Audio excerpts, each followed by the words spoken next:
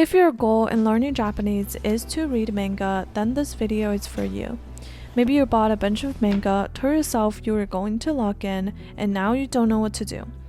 Reading manga has completely changed the way I learn Japanese. And in this video, I'm going to show you how to start reading Japanese and annotate manga in the easiest way possible.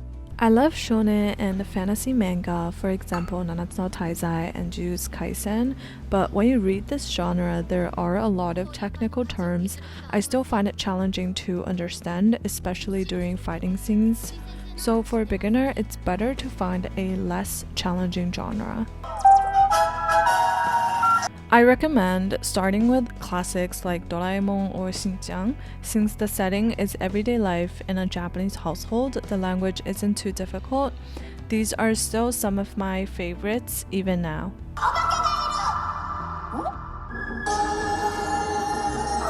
If you think they're too childish and you like shoujo manga, I remember the first manga that I ever bought was this one. 氷属性男子とクールな同僚女子. Typically, shoujo manga doesn't have too many advanced vocabulary words. There are a lot of internal monologues like, does this person like me? Or what are they thinking? So it's a lot easier to read. With so many different manga out there, it can be hard to find manga that are both interesting and easy to read. Here are some rules I follow when picking manga. For example, I watched the anime One Punch Man first and loved it so much that I ordered manga. The benefit of doing this is that I already knew the plot, even if I didn't remember everything. Reading it refreshed my memory, and because I was familiar with the story, I could figure out words I didn't know more easily. It's a perfect way to slowly get used to reading manga, and it also reduces the stress of finding a manga at your level. Even though it might not sound super exciting, it helped me tremendously to build the habit of reading in Japanese. If you want to start with a brand new manga, I recommend flipping through it first to see if you're interested in the story and checking how many new words you find per page. You can usually tell the difficulty level by looking at the types of words used. Also, you can often read the first few pages for free on the Shonen Jump website to just see if you like it or not. I also tend to pick manga with larger text. When the text is tiny and the conversations are long, I get super stressed and lose focus. Compare One Punch Man with JoJo. JoJo is a lot thicker and has way more happening in just one volume. Don't get me wrong, I love reading it, but when you are first starting out, you might want something quick and easy to build momentum. Building confidence and motivation is more important than understanding everything perfectly. One of the hardest parts of learning a language is being consistent.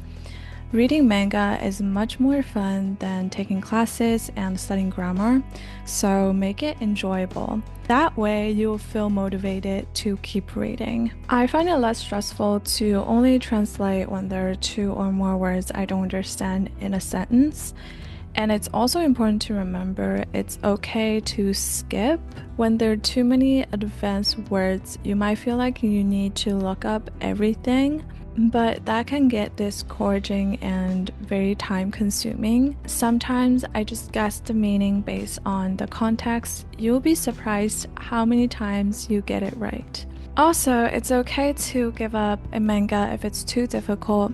Switching to something easier is way better than forcing yourself to struggle through. The most important thing is to make it easy and fun for yourself. You don't have to take notes if you don't want to. Make the learning experience uniquely yours. I like to annotate everything, not just manga. The biggest reason I annotate is because interacting with the content leaves a stronger impression in my mind. I love turning a book into my own version. It's so satisfying.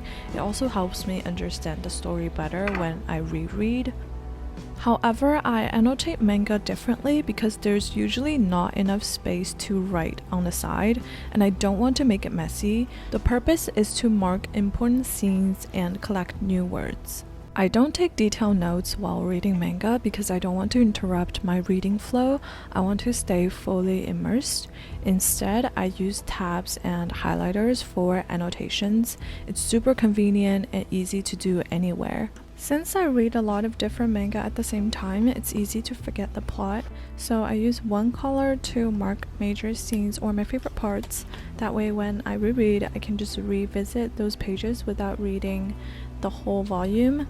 For new words I don't know, I highlight them and use a different color tab. I usually translate them as I go. Later when I reread, I test myself to see if I still remember their meanings. If I don't, I just look them up again. I hope this video helps you get started with reading manga.